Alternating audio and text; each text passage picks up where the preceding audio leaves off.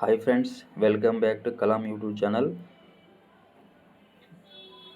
అందరికీ మంచి good news అనొచ్చండి. ఇది ఈ సంవత్సరంలో 2024 ఈ సంవత్సరంలో ఇది మనకు మంచి గుడ్ న్యూస్ అనొచ్చు అందరికీ. ఈ గుడ్ న్యూస్ ఏంటంటే ఆర్పిఎఫ్ నుంచి ఎస్ఐ మరియు కానిస్టేబుల్ నోటిఫికేషన్ రిలీజ్ అవ్వడం జరిగింది. ఓకేనా, ఇక్కడ మీరు చూస్తే government of India ministry of Railway board నుంచి ఇక్కడ చూసుకుని న్యూఢిల్లీ డేట్ ఎప్పుడు వచ్చింది? 2 1 2024 అంటే నిన్న అండి. 2 తారీఖు 1 జనవరి 2024 ఈ నోటిఫికేషన్ ఒక విడుదల చేయడం జరిగింది. ఈ నోటిఫికేషన్లో ఏముందంటే ఆర్పిఎఫ్లో ఎస్ఐ మరియు కానిస్టేబుల్ పోస్టులు ఉన్నాయండి. ఎన్ని పోస్టులు ఉన్నాయి, ఎగ్జామ్ ఎప్పుడు జరుగుతుంది, ఆన్లైన్ అప్లికేషన్ ఎప్పటి నుంచి, అలాగే ఈ నోటిఫికేషన్కి ఎస్ఐకి కానిస్టేబుల్కి హైట్ ఎంత ఉండాలి, సిలబస్ ఎంత ఉండాలి, టోటల్ ఈ ఒక్క వీడియోలో మాత్రమే డిస్కస్ చేసుకుందాం. ఓకేనా, మీ డౌట్ అన్ని క్లారిఫికేషన్ చేస్తా ఈ వీడియోలో. సో మీరు ముందుగా చేయాల్సింది ఏంటంటే, ఇప్పటివరకు మన కలాం యూట్యూబ్ ఛానల్ ఎవరు సబ్స్క్రైబ్ చేయకపోతే సబ్స్క్రైబ్ చేయండి, లైక్ చేయండి, షేర్ చేయండి. సో లేట్ చేయకుండా టాపిక్లో వెళ్ళిపోదాం. ఓకేనా. సో ఇక్కడ చూసుకుంటే government of India ministry railway board చూసుకుంటే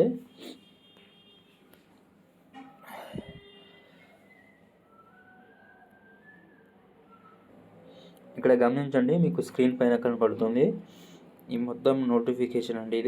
ఈ నోటిఫికేషన్ మొత్తం డీటెయిల్స్ ఒకసారి చూసుకొని నేను మొత్తం టోటల్ ఎక్స్ప్లెయిన్ చేస్తాను. చూడండి, ఇక్కడ మొత్తం నోటిఫికేషన్ వచ్చేసి ఏ జోను, తర్వాత క్వాలిఫికేషన్ చూడాలి. ఇక్కడ ఎడ్యుకేషన్ క్వాలిఫికేషన్, కేటగిరీ అంటే ఏజ్ రిలాక్సేషను, అలాగే ఫిజికల్ మెజర్మెంట్ ఎంత ఉండాలి, ఓకేనా, ఎగ్జామ్ సిలబస్ ఎలా ఉంటుంది, ఓకేనా, తర్వాత ఫిజికల్ మెజర్మెంట్ అయిపోయిన తర్వాత ఫిజికల్ ఎఫిషియెంట్ ఎంత ఉంటుంది గర్ల్స్కి అలాగే మెయిన్స్కి, ఓకేనా, టోటల్ వేకెన్సీ ఎన్ని ఉన్నాయి, తర్వాత ఏజెస్ ఎంత ఉండాలి, ఓకేనా. ఇది చూడండి, ఇక్కడ మనం ఈ టోటల్ డిస్కస్ చేసుకుందాం. ఓకేనా. సో ఇక్కడ ఫస్ట్ పాయింట్ వచ్చేసి ఈ ఆర్పిఎఫ్ నోటిఫికేషన్లో ఏ జోన్లు, ఓకేనా, ఏ జోన్ ఉన్నాయో డిస్కస్ చేద్దాం.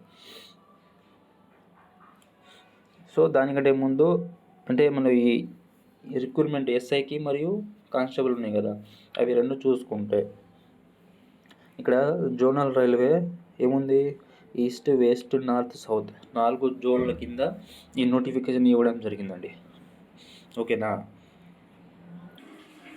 ఇక్కడ చూసుకుంటే ఏముందంటే 7th పాయింట్ వచ్చేసి ఎలిజిబిలిటీ ఆఫ్ క్యాండిడేట్లో, ఓకేనా, ఎలిజిబిలిటీ ఆఫ్ క్యాండిడేట్లో మస్ట్ ఉండి సిటిజన్షిప్, సిటిజన్ ఆఫ్ అంటే వాడు ఇండియాకు చెందినవి ఉండాలి. ఓకేనా. ఇక్కడ ఎడ్యుకేషన్ క్వాలిఫికేషన్ ఆఫ్ ఏజెస్ చూసుకుంటే ఇక్కడ గమనించండి, మీకు సబ్ ఇన్స్పెక్టర్, ఓకేనా, graduate from the recognised university అంటే ఎస్ఐకి మాత్రము ఏముందండి, డిగ్రీ ఉండాలి. ఓకేనా, డిగ్రీ ఉండి మినిమం ఏజ్ 20 అయి ఉండాలి. మినిమం ఏజ్ 20 ఉండాలి, మ్యాక్సిమం 25 ఉండాలి.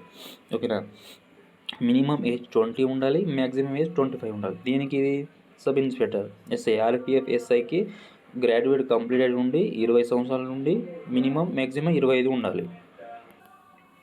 అలాగే ఇక్కడ కింద చూసుకుంటే కానిస్టేబుల్ ఏంటంటే 10th పాస్ అయి ఉండాలి. ఓకేనా, 10th పాస్ అయి ఉండాలి.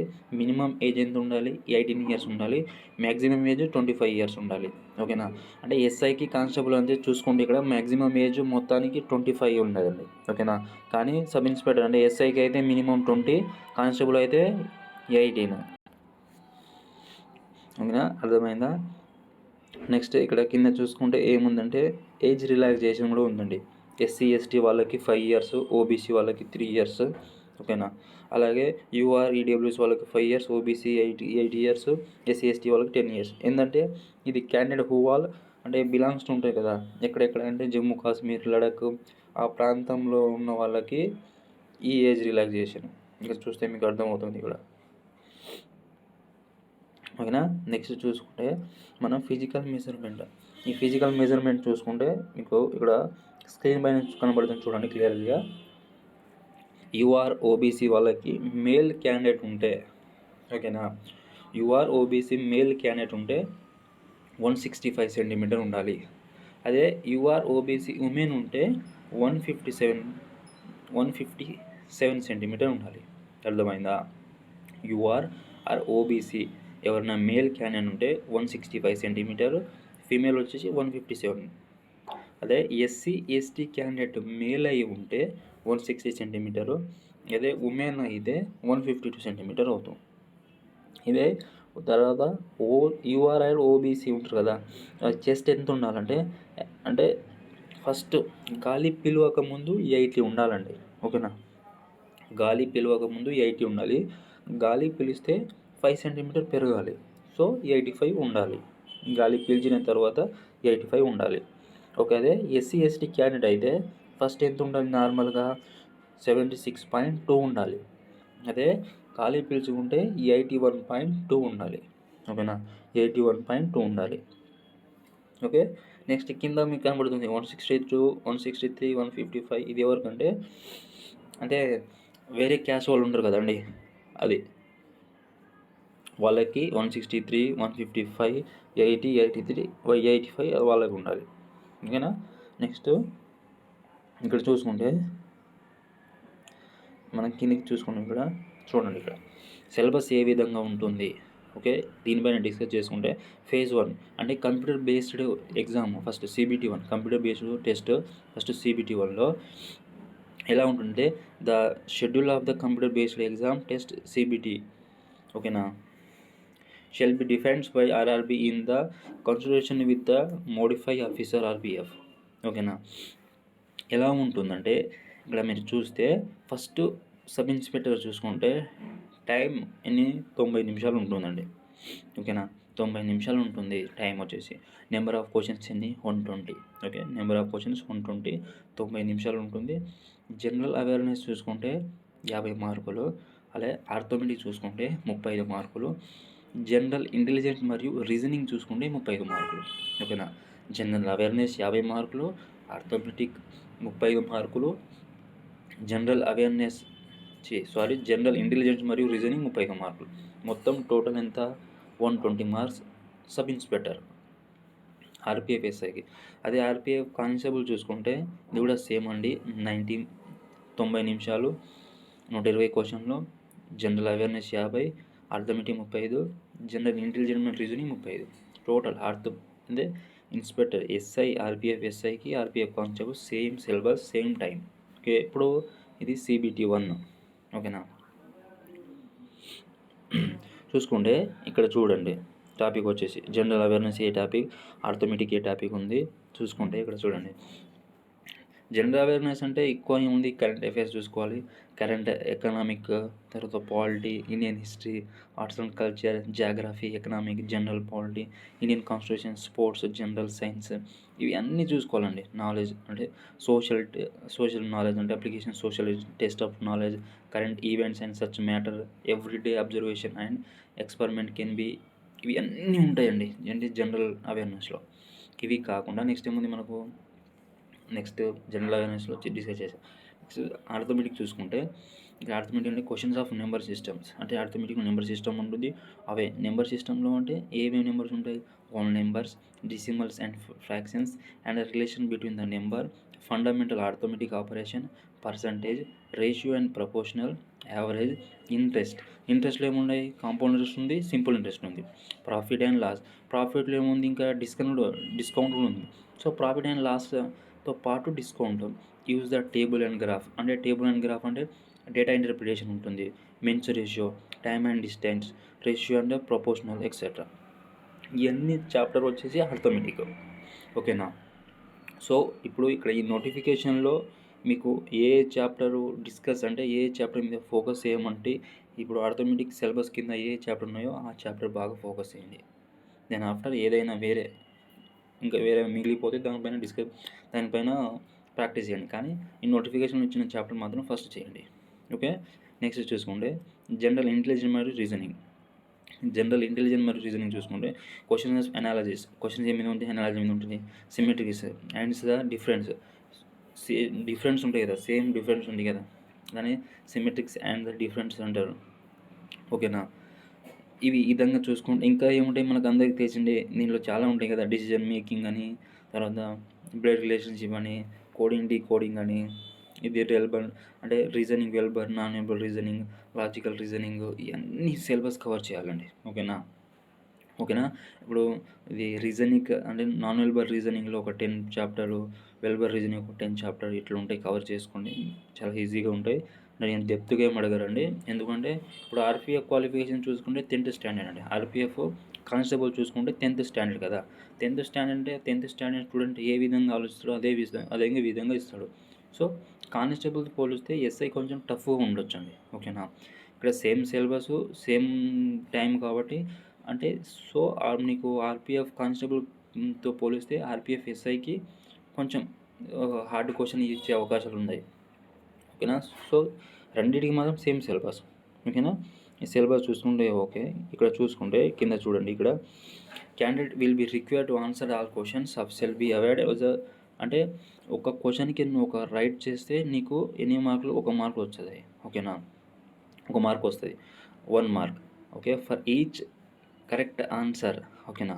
నువ్వు కరెక్ట్ చేస్తే ఒక క్వశ్చన్కి 1 మార్కులు. 1/3 అంటే 1/3 mark will be declared to from the each incorrect.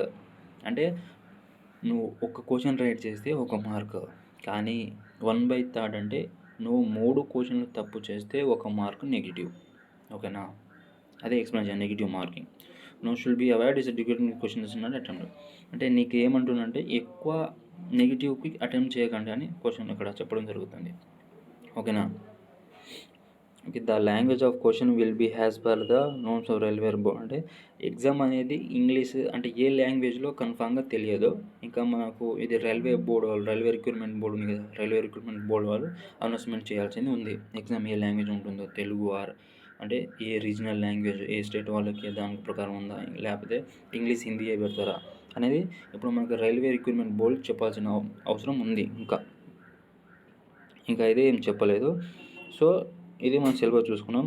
Next చూసుకుంటే ఈవెంట్ చూసుకుంటాం. Qualification category of PET should be under. అంటే పీఈటీ ఉంటుంది కదండి, ఫిజికల్ ఎఫిషియెంట్ టెస్ట్. ఓకేనా. Physical efficient test or physical measurement test అని ఉంటుంది కదా. ఇక్కడ చూసుకుంటే కేటగిరీ అంటే సబ్ ఇన్స్పెక్టర్ చూసుకుంటే, ఫస్ట్ సబ్ ఇన్స్పెక్టర్ చూసుకుంటే ఎంత 6 నిమిషాల 30 సెకండ్లు అండి. ఓకేనా. సబ్ ఇన్స్పెక్టర్కి రన్నింగ్ చేయాల్సింది 6 నిమిషాల 30 సెకండ్లు. ఎంత 1600 మీటర్లు రన్నింగ్ చేయాలి. ఓకేనా.